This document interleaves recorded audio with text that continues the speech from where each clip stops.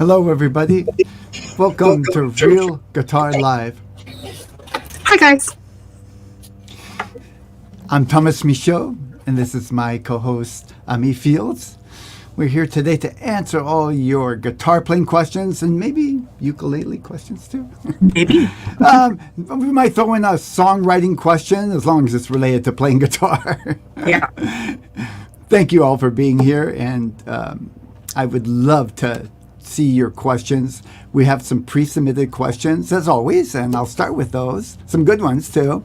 And I'm hoping that you'll feel free to submit your questions as we're going along. Go ahead and enter them in the chat on YouTube. And Ami will be watching the questions, and usually we'll wait if it's not related till after we answer the pre-submit question, but sometimes she'll throw in a question ahead of time because it's related to something we're already talking about. Normally, just for those who are new, we do a drawing for my Real Guitar Success membership. These are for people who have completed the 20 sessions in a month of guitar lessons. But however, there's some kind of technical glitch. I just discovered it 30 minutes ago, so I haven't had time to research it, and I don't have the data of who completed it. So I'm not going to do that this session, but don't fear, I'll figure it out and send a separate email with the drawing, and I promise I won't peek and pick somebody at random. So with that said, welcome on me. Thank you. I'm going to start with the first question. Yeah, sounds good. So let's see. The first question we have here is think about the most common key for the guitar. Okay, I was going to go with the pre-submitted questions. Oh yeah, sorry about that. I read the wrong thing. Okay, so I can go ahead and start. Oh, Sure. Go ahead. You got it? Yeah, I do. I see that. Oh, you know what? I'm so sorry. I don't have it. These are the May questions that I'm looking at. Okay, let me go ahead and get started here. Sounds It good. says, the first question is by,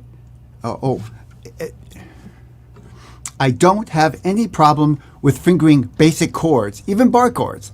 But when I come across a new chord, like for instance, a C7 flat 9, I have real trouble. Yes. What is the best way to learn any new chord? And he threw in there muscle memory. So the idea is to play a chord and be able to get there quickly and use it. And as a second question, what is the best course in Real Guitar Success concerning chords? Great questions. And I'm going to use this as an opportunity to talk about a few things, because I think this is a really important subject. I know when I first started playing guitar, I learned a lot of open chords and songs and things like that. And then what I would do is go start learning songs, and I'd come to a chord or a couple in a song that I didn't know. And I would just act like, I got to figure this chord so I can get on with the song. Yep. It caused me frustration unending. And then as I got older and started teaching, I realized students do the same thing. The thing is, the expectation to start with that you could come up with a new fingering and use it right away in the context of a song where there's a lot of stuff going on, rhythm, strumming, the words, along with the chord changes, it's unrealistic. And of course, the more difficult the chord fingering, the more unrealistic it is. In the case of myself, I eventually got the idea that there's a way to kind of prepare myself for this. I turn that around and use the song as an opportunity to add chords to my vocabulary, sort of like a language. And, I actually learned to speak Spanish, and I found that I needed to learn a word, learn to pronounce it, use it many times before I could actually comfortably use it in vocabulary. It's the same with chords. So I think you're on the right track. I want to see, I learned how to pronounce this name. This is an unusual name for me.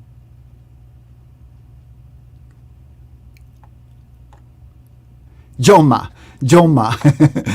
It's actually a Catalan name. This is from Joma. Jaume. Joma.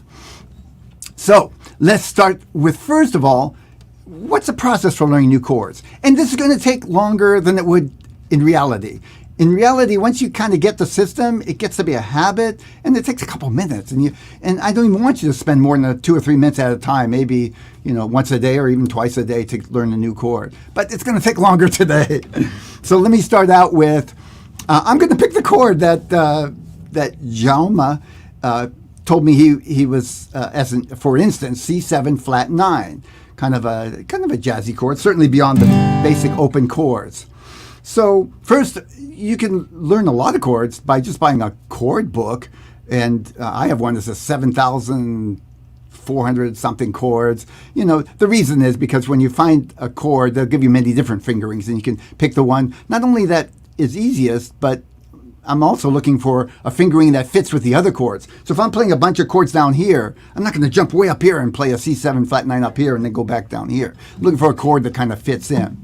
In this case, this is the fingering I would use for a C7 flat 9. I think this is, if I remember, this is one Jaume also came across. Now, obviously for me, I've played that chord before. I know how to finger that chord. But if I were just fingering that chord, I'd first just take some time and one finger at a time. Thomas, can we see your hand? Oh, good point. Let's see my hand. Let me see. How's that? Wrong hand. We want to see the left one. There we go. That's better. I'm going to do this. Just Perfect. For now. There it is. Okay. So, first thing I would do is finger the chord. I mean, just like trying on a new word and see what it feels like. Get the feel of it, and then let it go. And this is a process, again, that goes very quickly. And then I would finger it again and see if I could start getting the fingers to go there faster. I'd spend a little time on that, maybe a minute. And, I could do probably about 10 repetitions in a minute. If it's a difficult chord, I might spend 2 or 3 minutes and call that my first session. Just getting my hand to get there fairly quickly. And, at the same time looking at my, using it as an opportunity to get some good hand position and make sure I'm not doing something weird to finger the chord. Sometimes you come across a chord that's really difficult to finger and you need to spend a little more time. Maybe even, you might decide at some point that fingering just is too hard for me right now. I'll see if I can find another fingering, or, God forbid, maybe that's not the right chord to learn right now, depending on your skill level.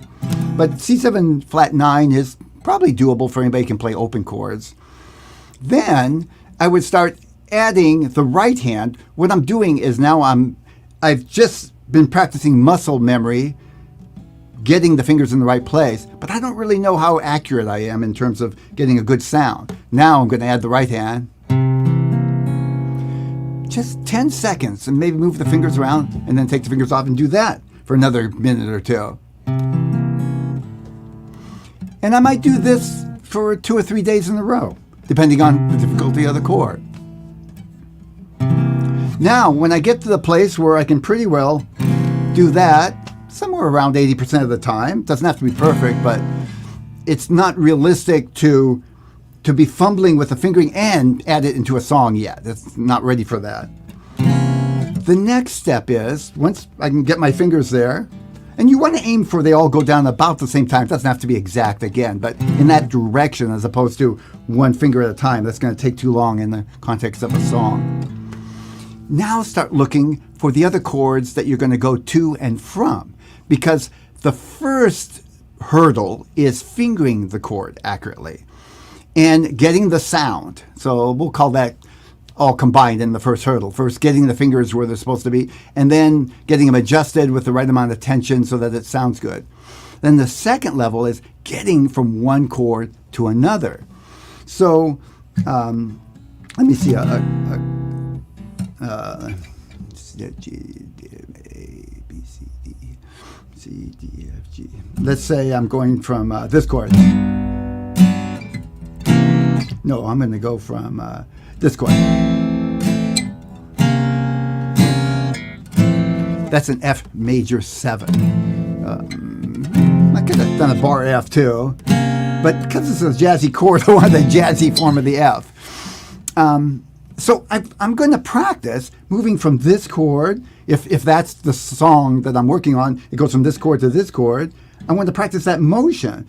And I'm going to go back a little bit and just practice the finger motion, just like we did with fingering the chord. Then I'm going to listen to what it sounds like. Okay. See, now I'm deliberately fumbling a little bit because that's, at the bare minimum, if you're just learning a chord, that's how it's going to go. By the way, another fingering for this chord, which I might use sometimes, depending on how easy it was for me to finger, is like this. I'm barring, doing a partial bar. For me, that's easy. For some people, it's hard. I probably wouldn't go there. I'd probably just use the 2 fingers. But the partial bar is actually quicker for me to change to because there's less fingers to have to worry about. If you're just playing with open chords and you're not comfortable with partial bar, stick with this fingering. Do that a few times. Now, that's one direction. In other words, I'm going back and forth between those 2 chords, but the chord is likely to go to a different chord on the other side. So let's say I'm going to the chord and going from the chord. So I'll practice that motion. Let's say I practice a C7 sharp 9 to a C7 flat 9 and to a F major 7. Hey, that sounds okay, huh? Jazzy. See? So I'm practicing this motion.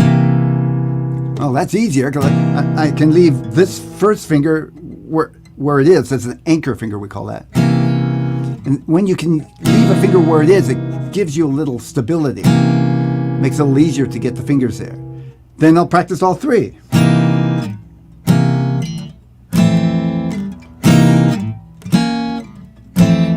I might put on a metronome and do that, again, just for a minute or so, and do that for 2 or 3 minutes at a time as a warm-up or later in my practice. Then I'll add that into the song that I'm trying to work at, knowing that I'm still might fumble a little bit because there's other things going on in the song. Now you got a rhythm to keep up with, a strum maybe. But I'd even break down the song. Instead of adding the strum at first, I might just do straight down. I still do this in a song. I'll just do a straight down strum, and then I'll add the strum in when that's comfortable. Yeah. I wouldn't have put that strum in from the beginning because I'm focusing on getting the chords in the right place. So that's a process. Again, I wouldn't spend 2 or 3 minutes, more than 2 or 3 minutes on it at a time in a practice session as a warm-up. Just mentally, I'm drawing it out so that I can really finger the chord. Not only will it relieve tension in your mind, frustration, but it will prevent you from getting tension in your hand, which is a bad habit. And when people try to play a chord quickly and do it when they're not quite there yet, they tend to tense up their hands and sometimes do funny hand positions that get to be habits and cause more trouble later on. So, that said, that gets you to a point where you can use the chord, and then the trick is, of course, to be able to refine it. You want to use it within a context like a song, or at least an extended exercise that you practice. And to do that, I created several versions of courses that will help with that. In the Real Guitar Success membership, I have a lesson called Chunky Monkey Chord System. I'm looking at my notes. And it works. Basically, the Chunky Monkey is what I just described and gives you kind of a systematic step-by-step approach. Then I also have several courses on more exotic chords like this. As a matter of fact, that's one of the chords somewhere in one of those courses. One's called Chord Magic 201. These are more elaborate than basic open chords, but none of them use a bar. So they're more interesting open chords, so to speak. So they're easier to finger than something that might require a bar. And then there's 202, which starts getting into, I call it the Latin jazz adventure. It's jazzy chords, and they use a Latin jazz rhythm or a bossa nova rhythm. So that actually, I know that chord is in that course along with a bunch of others. So you get to practice the individual chords in the course, and then I do that. I show you how to put them together with the chords in a sequence so you can practice them in some kind of order.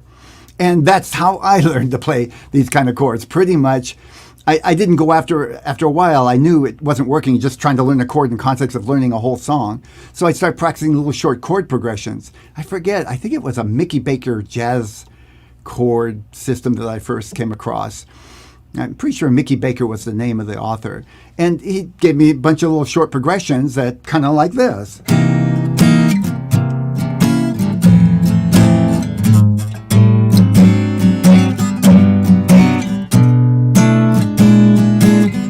So I got a chance to practice the chords going one to the other and something that sound good. And we do just that. Practice the chord, the fingering, get it well enough to put it together with a few other chords, and then extend it to longer chord progressions, and then use it within the context of a song, either the whole progression or parts of the progression. And it works. It's kind of fun, actually. But again, it's a change of perception. Instead of thinking, I got to get this chord because I got to play the song, this is an opportunity to learn some new chords and to do it in a process that actually works. So that's my story, and I'm sticking to it. I love it. I think that's awesome. So I wanted to quickly share something that I do with my students, and at the same time, I realized, Thomas, that I didn't get the June question note. So if you can share that with me, I'd love to share with the guests a really cool chord exercise that we can do while you get that going for me. So one thing that I do with my students often is what's called speed builders. And so like Thomas was saying, learning how to play chords like in the context of songs is sometimes easy, but sometimes not. And it's not really necessarily the best place to start. So what I do with my students is I create these things called chord speed builders. So we'll start with a simple progression. So on the ukulele, that's like C, F, and maybe G7 or A minor, something that's a kind of a common chord progression. And we'll start by just doing, maybe 8 strums in a row and work on the transition from getting that hand to go from one chord shape to the other, just so that you can see, like Thomas was saying, kind of where your fingers are supposed to go, because you're really building muscle memory, right? So we'll start with something simple, like we'll strum it 8 times and then go to the next chord and so on and so forth. And then after we do 8 times, we'll do that a couple times, cut it down to 4 times, right? So 4 strums per chord. And then maybe cut it down to 2 strums per chord. And so you're able to go 1 strum per chord. And that's a lot harder than it sounds, especially with the right progression. But it's a good place. I know what you're saying. Yeah, it's a good place to start. And what you're really doing is building muscle memory so that your fingers have a chance to catch up with where your brain already is, right? And they get to kind of congeal. So I just wanted to share that. We did have a question from Chris while I get these notes open for us. A live question. Chris says, does playing chords in different styles help? Like different styles of music when you're learning chords? I have to think about that. I would say playing chords in different styles help you play different styles.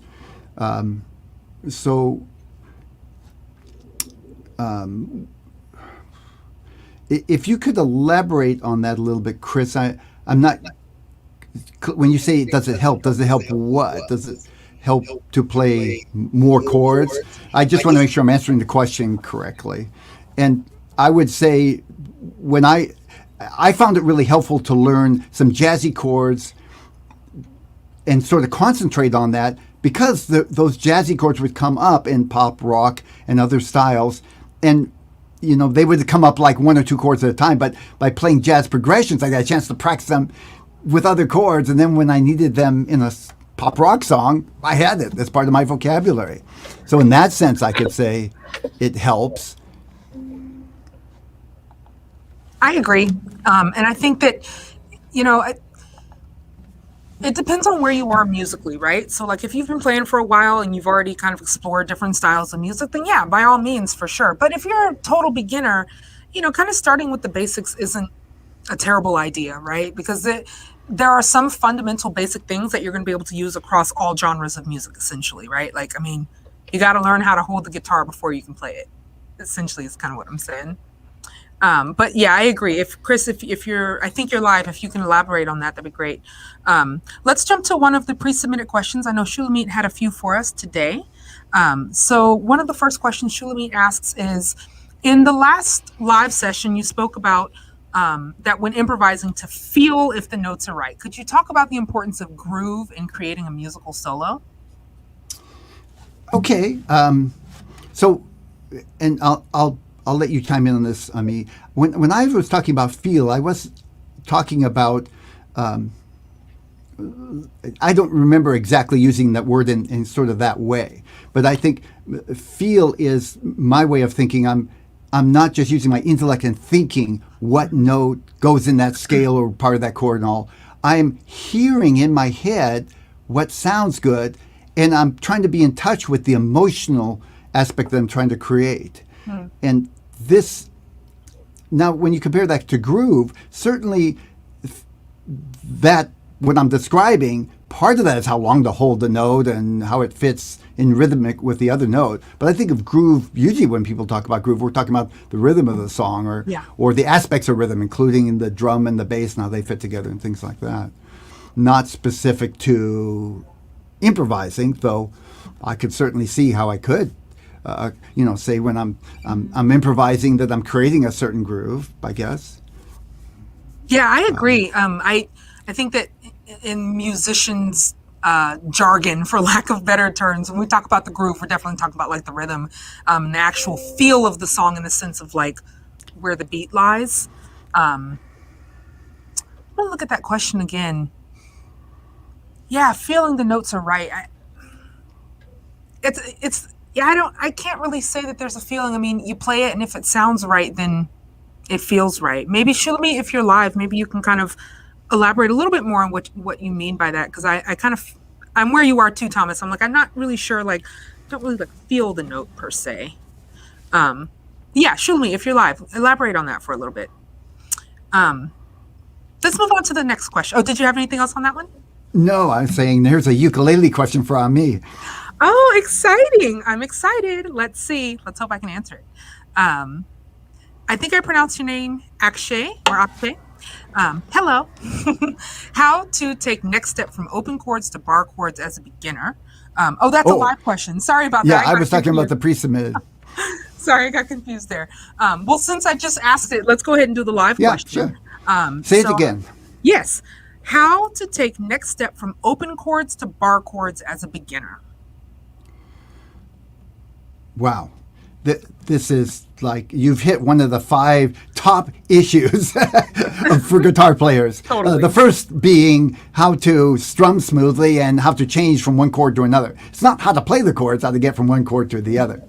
So I prefer as a teacher to take students in a somewhat step-by-step manner. I'm not strict if somebody wants to experiment with bar chords or try them out, but I've seen a lot of harm done by students thinking they can learn open chords and bar chords all at the same time by trying to create strange finger positioning because they're trying to do something they're not quite prepared to do yet.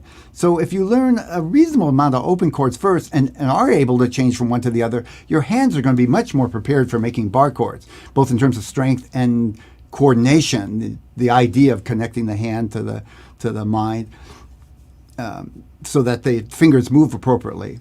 Now, and it is a natural progression, and I really do think most people need bar chords. There are some people that can play guitar without them, but there's definitely some disadvantages to not being able to play a bar chord. I would prefer to take students to prepare them for playing bar chords before they actually start playing them. So what I mean by that is, I'll go to my, something like that. There. Now you can see me. I will take a student starting off by playing, we call these power chords. Just learning to get the first and second finger. Next step is to get 2 fingers on there. No bar yet. Then, somewhat concurrently, they don't necessarily have to be totally separate, I'll have them practice bar chord exercises, starting with a partial bar. Usually I have them start with one note and add a second note and a third note. Then extending that all the way across, strengthening the bar, but also developing the technique. You kind of need to roll the finger back a little bit, and you need to check and see if all notes are sounding. Doing that a little bit, plus playing the power chords, prepares the fingers to be able to eventually do both together. so that it sounds good without creating a bunch of tension in the wrists and the fingers and, you know, trying to focus on 10 things at a time. You've already kind of worked out some of those things. So the main problem I find with students learning bar chords is that they don't prepare. They do that kind of thing where they're playing a song with open chords and they come to an F chord. And they need the F chord, so they're trying to muscle through it, get the fingering, you know, maybe they've seen it or maybe they're just looking at the first time. But they get a lot of tension in their hands and strange hands positions to do it. And it hurts and they don't get a good sound and they complain bar chords are too difficult. They haven't gone through the path to get to where it makes it easy without getting bad habits. By the way, the F chord is one of the first chords you need because it's common in the key of C, and you know C is a good key to play songs in. But it's one of the harder ones because of it's near the nut and the tension here is higher than way up in here. So I don't start people just playing an F chord right out of the gate. Okay. Bar chords. It's the bane of most guitarists or beginners' existence, right? That said, once you get them, pretty much it's a done deal. You don't think, you think, why were they ever hard? Yeah, totally. I wanted to go ahead and throw in another live question, primarily because it's about bar chords and we're already on the topic. So this question says, "Hey, Thomas and Miss, my name is Ami. Hi." Hi. It's great to see you guys live again. I have a question regarding bar chords as well. The question being, how can I transition between an open and a bar chord? Well, that's kind of what we just talked about, right? Manesh. Yeah. Yeah, that's kind of what we talked about. So hopefully that kind of answered your question. If you can think of more specific questions on that same thing, go ahead and throw it in there. And just a quick question from Larry. Do you have a standalone lesson on learning bar chords? I do. It's called Bar Chords for Everyone. It is included in my membership, Real Guitar Success. And you could also purchase it separately as a standalone course. I'll put a link to on the notes here. But you can look up Bar Chords for Everyone, Tomas Michaud. It will come up. Awesome. And welcome, Shulamit. We see you just got here late. No worries. You're here. Good to have you here. We're actually going to jump back into one of Shulamit's pre-submitted questions. So the question Shulamit just asked was, the cornerstone of country style music is the use of alternating bass notes and bass runs. Can it be done on the ukulele? And if so, can you please demonstrate how? No. Go girl. Yes. Country uke. I admittedly kind of went through the question ahead of time just so I can make sure I can show you something that makes sense and is applicable to what you're hoping to do. So the thing is that, as you know, on the ukulele, unless you have a dropped G string, this one right here, I think you guys can hear that. Someone drop in the chat if you can hear my ukulele okay with this mic. So unless you have a dropped G string, the lowest note on your ukulele is the C string right there, right? Which has its benefits, but it also has its drawbacks, primarily like Shulamit brought up, if you're trying to do like bass runs and all kinds of stuff. Now, I don't particularly play with bass runs when I'm playing the uk, but I will at times do a little kind of like pluck strum type situation. One song that comes to mind is a song from a Disney Pixar short called The Lava Song. It's really popular on ukulele. But essentially the idea is that I'm going to pluck my C string before I do my strum so that I get this kind of like bass line situation going on. That's if I'm using my uk without the drop G. If I'm using one with the drop G, I can essentially do what I would do on the guitar. So in this case, I'm just going to do a simple chord progression like C, F, and G7 basically. And so I'm going to pluck the C string with my thumb and then strum the rest of the strings with my forefinger and kind of like the typical ukulele strum, which is all about the wrist.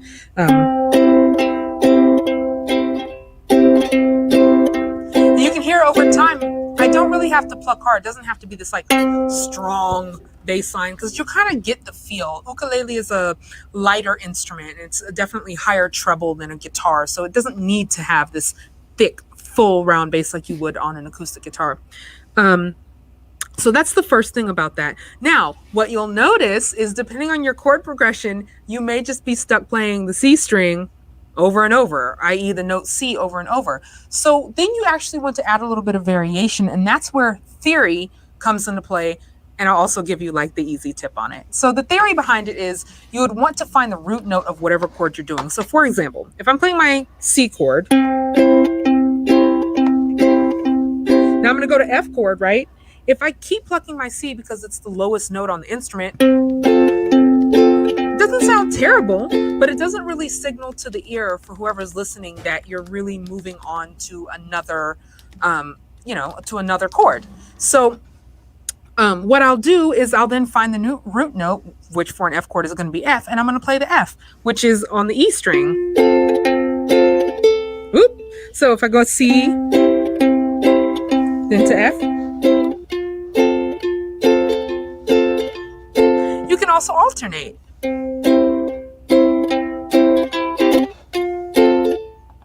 Bum,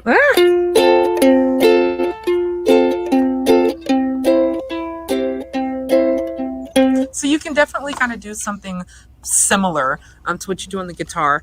And also I like to kind of like pull that idea into like a cute little strum. So like, a long, long time ago, there was a volcano living all alone in the middle of the sea. So you can definitely incorporate it in with the rest of your strumming. It doesn't necessarily have to be at the forefront. I hope that answers your question. Oh, and thank you, Michael. I had to like really tune this thing. This isn't my like go-to ook. It's kind of my travel ook. So thanks for saying it sounds great. And by the way, Thomas did just throw in the chat for you guys the bar chord for everyone link. So go ahead and grab that and make sure you grab it before live is over. So that way you have access to it. Okay, so I hope that answers your question. If you have more questions on that, Shulamit, just let me know. Let's go on to the next one from Shulamit. So how do you play a major movable scale pattern with the root on the 5th string? Very carefully. Major scale. Major scale. Not pentatonic, right? Major.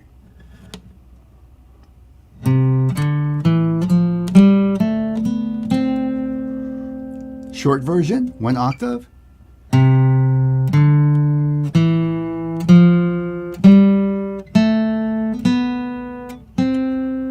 Oh, let's see.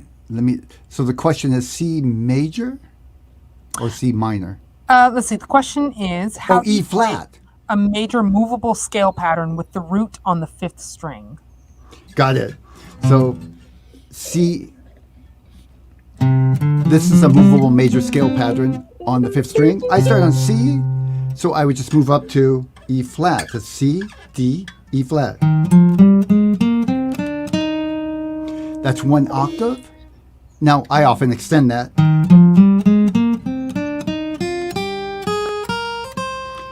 That's 1 fingering.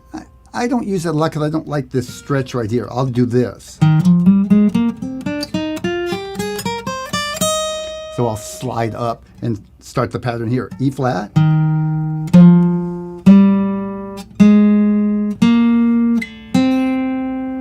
And here's the slide. This would be the octave. Oop, need that finger there.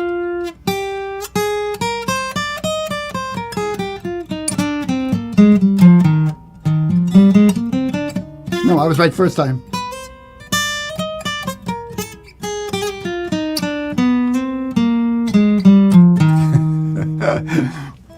Truth is, when I'm improvising, I don't just play through a scale like that. I play a few different forms of the scale so I can move around in different places around the neck. In other words, I don't really think of scale. My fingers go with what notes I'm hearing in my head. But that's what I would practice. I would practice either that movable one. If that's too hard, just go all the way, maybe up to there.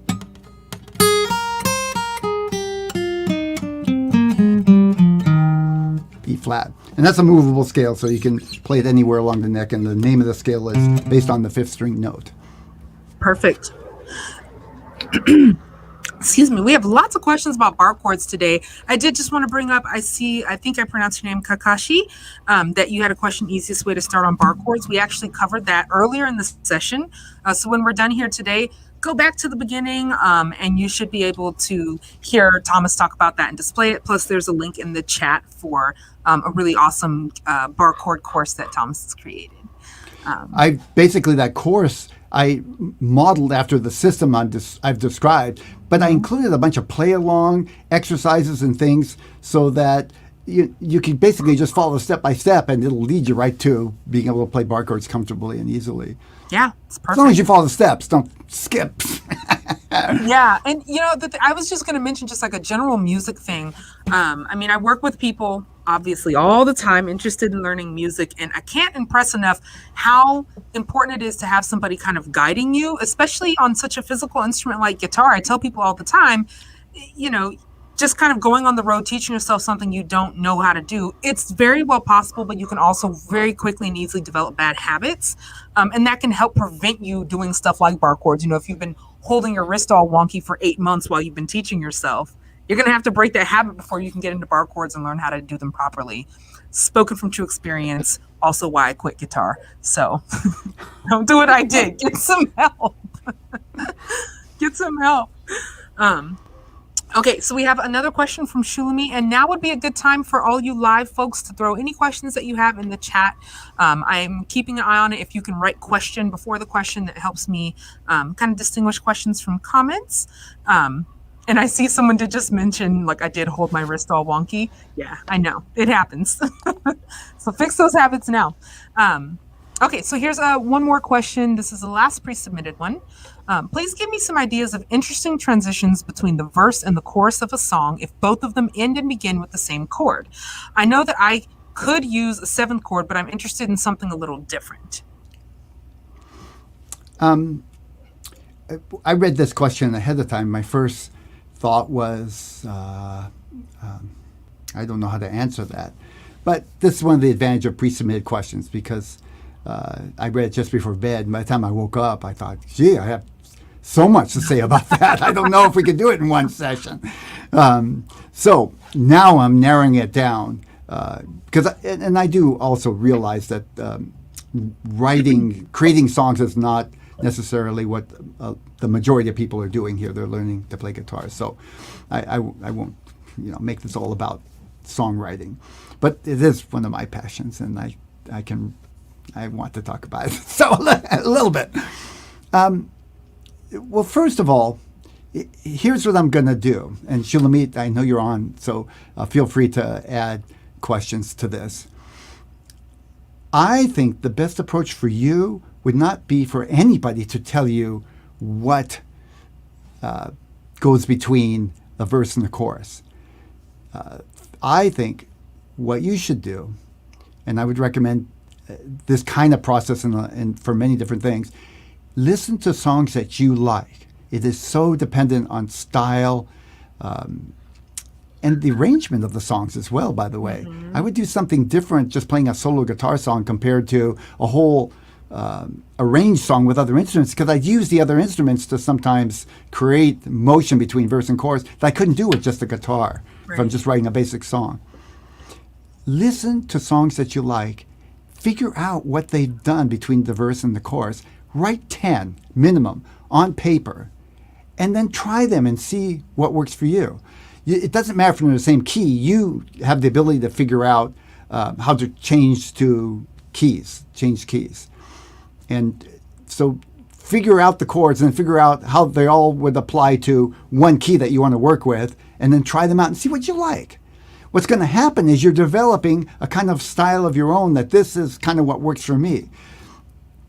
That said, I almost never end the verse and start the chorus on the same chord. So maybe your style might work. That sounds good to you. That doesn't work for me. Yeah. So you can see already we've got a subjective dissonance right there. Well, I'll give you an example. I brought up in the pop, rock, folk style. Most most popular folk, rock, pop songs, they don't just start the chorus ending with the exact same chord that the verse just ended with. Here's an example. Creedence Clearwater Revival.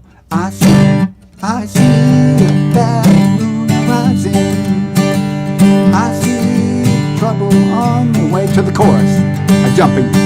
No, don't go on tonight. That's the 4 chord. I'll change your life. There's a bad moon on the rise. It ended on the 1 chord. I see, but no transition chords. I see. Or how about this? Blowing in the wind. Way too high. How many roads must a man fall down before you can call him a man? I'll go to the chorus. 4 chord. The answer, my friend, is blowing in the wind. The answer is blowing in the wind. Way too low, but I kept it in the same key. And I could probably find dozens and dozens of popular songs that go to the 4 chord. You might find the music you like. A lot of the songs do. They end on 1 chord and start the chorus on the same chord. But then you can see what sounds good to you if you were to go through that process and listen to the music. Yeah. Think of anything to add to that, Ami? Yeah, for those of you that watch us regularly, you guys know I'm not the songwriter of the bunch. Something I don't enjoy doing. I never have. But I do have lots of students, primarily kids, that like to learn how to make their own songs. I'm always happy to support that creativity. And, for a lot of beginners, and for some people, they really like that sound. It doesn't always have to be a musical, like a key change or a tonal change. You can also do something rhythmic to signal that you're now in the chorus, right? You can even just have a beat. It's just a. I can't think of an example of a song, but you like, this is the end of your verse, chorus, whatever it is, right? So you can always literally just put a pause in it rhythmically, of course. That's something that, I've heard before, and I'll have a student do that. Another one, a big one for uke players, is I'll definitely have them change the strum. So that way you can just signal that you're moving on to another section. And that adds a little bit of depth to your playing as well. That's just my 2 cents on it. That's a whole big area of arranging a song. If you got just one instrument, it narrows down what you could possibly do. If you're actually recording it with bass and drums, there's a lot of little things you can do. You can actually, before the chorus comes up, leave cut out instruments and leave a space. Yeah. That works. Or add some kind of little swell, and then land into the chorus. But if you're dealing with chords, I would. Another thing I often do when I'm writing a song is the verse will end on a chord. In other words, it won't end on the same chord as I start the chorus with. The verse will end on a chord that naturally fits into the chorus and sounds like it lifts a little bit. Yes. So a lot of times I'll end on what we call the 4 chord in the key of G. That would be a C. And then I come into the chorus starting with the 1 chord, the G. That kind of gives it a kind of or I might do a lot of pop music does with starting on the 4 chord, but I'll end on the 1 chord at the end of the chorus. That's just solidifies it. Totally. Yeah, those are good questions. It's often helpful to find something that kind of makes the chorus kind of pop out a little bit or leads up to it, like there's something special here. But what that will be for you might not be the same as it, depending on the style and what you're used to hearing, as it might be for me. Yeah, definitely. Thank you for that. And Shulami, I saw in the chat, glad we can help. She says that was helpful. So we have a couple of questions from Freddie here. Freddie submitted one a few minutes ago and then another one. So we'll start with the one that you submitted earlier, Freddie. Hi, Thomas. Any good exercises for keeping your fingers close to the fretboard? My pinky is all over the place. Definitely.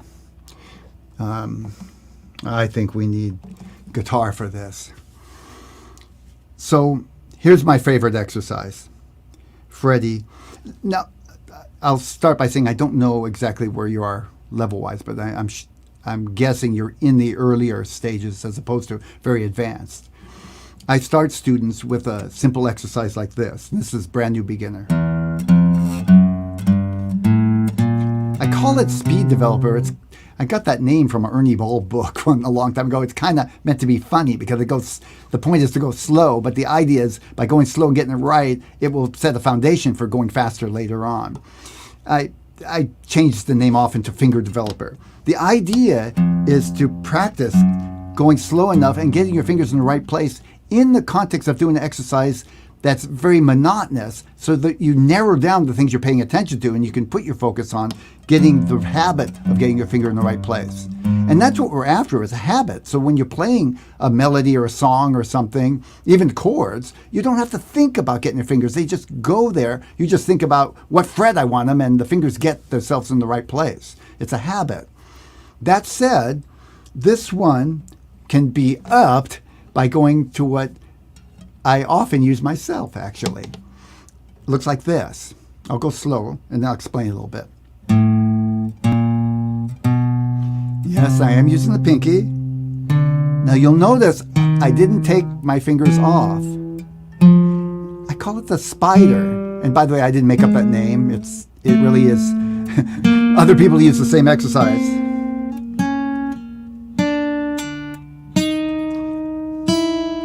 So what I'm doing is I'm forcing myself to just move one finger at a time so that they're each practicing being independent of the other fingers and getting them in the right place so that they each sound. If I did this, if I hear that sound, I need to work it and maybe even go back to not keeping the finger still until I can do that. I usually start students when they practice this spider exercise, doing it without the right hand, just getting the finger motion. You can't really tell how the notes are sounding, but it's like the chords. What we do is practice, kind of run through the motion of the fingers and then add the complexity of making sure they're exactly in the right place. Then the second level of that, after doing that for a while, is to add the right hand so you hear the notes. I think that might be a good exercise for you, Freddie. And in fact, as a member of Real Guitar Success, you have access to some exercises, and I've documented this in the section that says, I'll put a link to it rather than try and direct you there. It'll be confusing trying to describe it.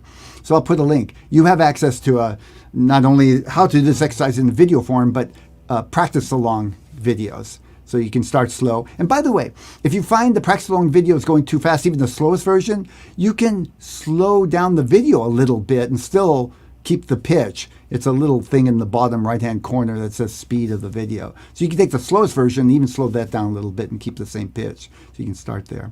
I would practice it without play along first and make sure you can basically go through it so you're not trying to pay attention to the video and your fingers as much at the same time. Yeah, this is a good exercise for most people. Oh yeah. Assuming you've been doing this one already for a while. Yeah, it's good on the ukulele too. Really, any fretted string instrument, I think. Do you call it? No, you call it something else on ukulele, huh? I call it a caterpillar. Caterpillar. That's it. Yeah, it's the same idea. Same thing. Yeah. Freddie had another question, kind of switching gears a little bit. How to practice keeping in time while finger picking, like using a metronome. Whew. That's an ongoing thing, by the way. And you can use a metronome. I wouldn't get too reliant on the metronome, but I would use it as a tool for a part of my practice. And I would simplify whatever I'm practicing, not play whole songs with the metronome, but just the pattern itself, or the pattern maybe changing between a few chords, going very slow.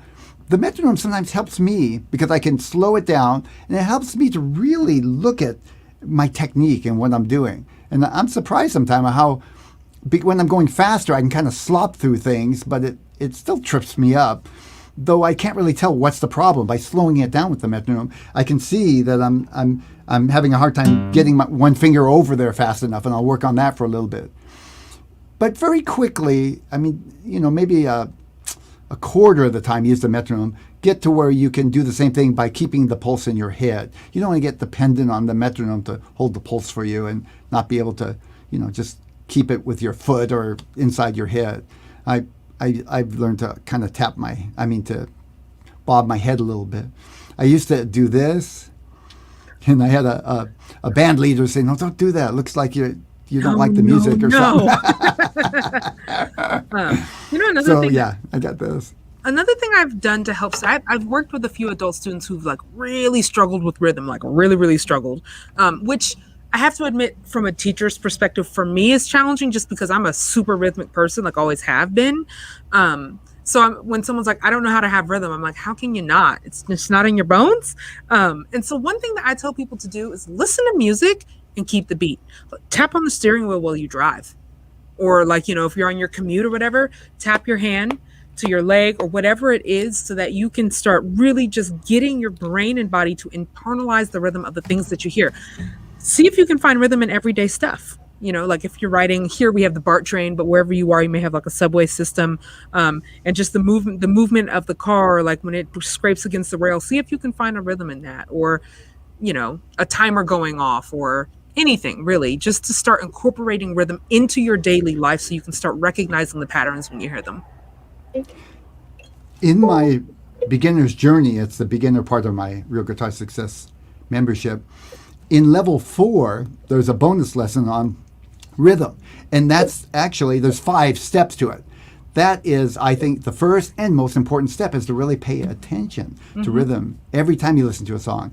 Yeah. Try to find where the beat is. And little by little, it gets to be kind of ingrained inside you, and you don't have to focus on it consciously. Totally. So we have a couple more questions that are live, and then we're going to do the drawing, the raffle.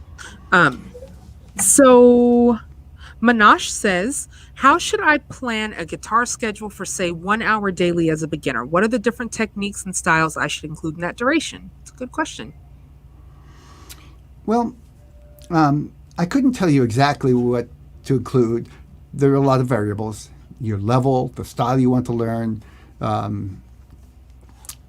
For the most part, and even if I knew all that stuff, that would be something as a teacher I would work with you and see what you needed to work on, where your weaknesses and strengths were, and then have you work on specific things. I don't know what you've learned so far and what you've missed, and unfortunately the general trend of people learning on their own is to kind of learn things that they are interested in, like, and leave big holes in that actually cause trouble when they're trying to learn more complex things. My guess is you have some of those things, so I don't know what that is. The best thing I would recommend to you is to find a system, some system, either online or a guitar teacher who can take you step by step through the things that you're working on and tell you which are the holes and things, and then help you work little by little to develop a plan of things that you need to work on and practice as part of your practice routine. An hour is a good amount of time.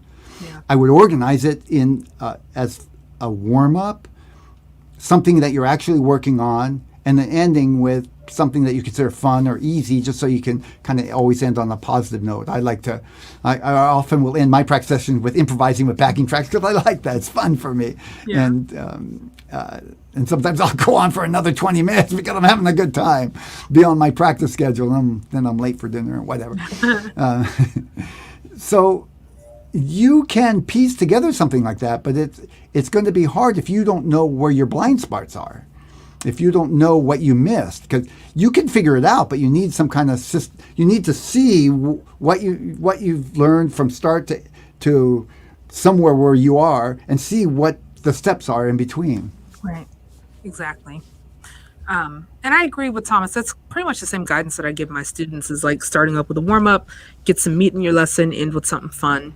Even if you only have 10, 15 minutes to do it, like following a pattern like that's always kind of a good place to start.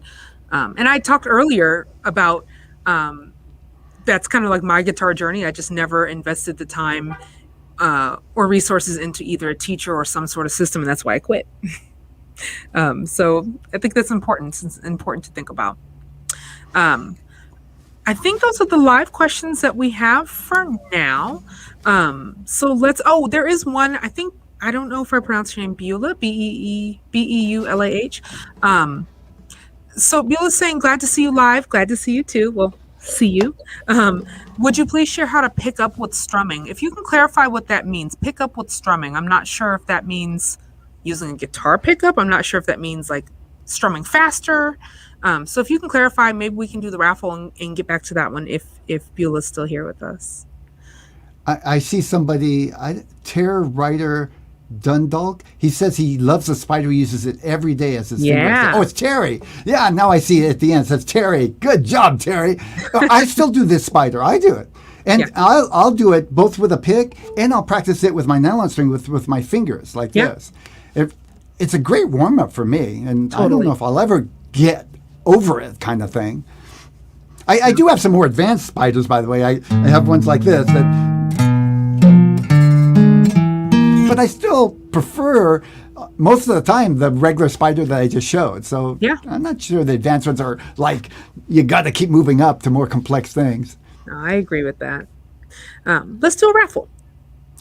As I mentioned in the beginning, I normally would do a raffle right now, but I won't be able to because there was a problem with the software, and I don't know who completed the course at this point. I just found this out. I will figure it out and do something offline and let the person who won, I'll send an email and to all the members of Real Guitar Success. You did mention that. So- Sorry. It's okay. So I think that's it for today. We're I going to think close so. up. Yeah. Oh, Beulah Thank did you. clarify if we wanted to just quickly touch on Okay, that. I'm glad to. Yeah. Strumming faster and with the rhythm. I struggle with it. So how to strum faster? How would, yeah, that's, Ami, how would you answer that? Yes, I can help with this. So there's a popular strum that we do on ukulele that we call island strum. It goes down, down, up, down, up. So it's a simple strum, but like when you're first learning it, it's kind of complicated. So this is what I do with my students. I break it into two parts: down, down, up, and then a little break, then up, down, up. Okay, and then you put them together, and you start really slow. You can start with a metronome, and then you just slowly speed it up. And just really think about turning up the volume on something or turning up, the heat on the stove. You're just like very incrementally going a little bit faster. And then once you get to a comfortable speed, keep it there. And then you know what I make my students do? I make them have conversation with me while they play, like I'm doing with you guys. So I'll be like, what'd you eat for breakfast? And they're like, and I'm like, start again. So you can do something like that where you kind of force yourself out of your comfort zone so that way you don't have to think about what your right hand is doing. When you don't have to think about what your strum pattern is, then you can increase the speed. As long as you're having to go down, up, down, up, mute this string, it ain't going to happen. Stick with one chord when you start to. Don't try and mix your right hand with your left hand yet. Don't do a bunch of complicated chords. One thing at a time. Start with one chord. See if you can say your ABCs or see if you can say out loud what you ate for breakfast. So like eggs, toast, grits, sausage. Say it in rhythm if you have to. But the whole point is to pull your brain away from what your body's doing. So I hope that helps. Grits? That's kind of what I do with my students. You eat grits for breakfast? I love grits. Are you kidding? I don't, but I think about them all the time. Only because I'm busy. But if I could, I'd eat grits every day for breakfast. They're delicious. I think that's great advice. I mean, I couldn't have said it any better. Awesome. And just to say it in another way, so to speak, when I'm teaching students, when I was doing one-on-one, the biggest problem I saw with rhythm with students is, first of all, some of them need to actually get clear on where the rhythm is. But that doesn't sound like the issue here. The biggest problem I see with most students who can discern rhythm well is that they try to go too fast and do too much too soon. Yep. They need to slow it down and not try to do it through the whole song, narrow it down to a chord or two, and then build up instead of trying to do everything all at once and keep going faster. And they inevitably get this habit of like slowing down and speeding up, which was hard to break. Exactly. Yeah. Oh, and good. Beulah did say yes. Great idea. I'm glad I could help. That's awesome. I think that's it for today. And thank you. Brent says the session has been super helpful. I'm really glad that you guys felt that way. And it's always good to spread the knowledge and share the good news of music. Thank you, Chris. Chris said no spiders, no more spiders. But he says we're a fantastic contribution to learning. Thanks, guys. Oh, so glad to help. So that's I it. guess we'll end up for today. Thanks again for all of you being here and for your questions. And we'll do this again the first Thursday of next month. I look forward. Hopefully you can all make it back. And of course, we're going to put this recording on both the website and on YouTube, so you can go back and check out the areas. For those of you who are watching this pre-recorded, there's some good stuff here. I will also put the mark so you can, if you see a particular question, you'll know how the timestamp. You can get right to it. Perfect. Thanks again. I'll see you next month. Bye, guys. Have a good one.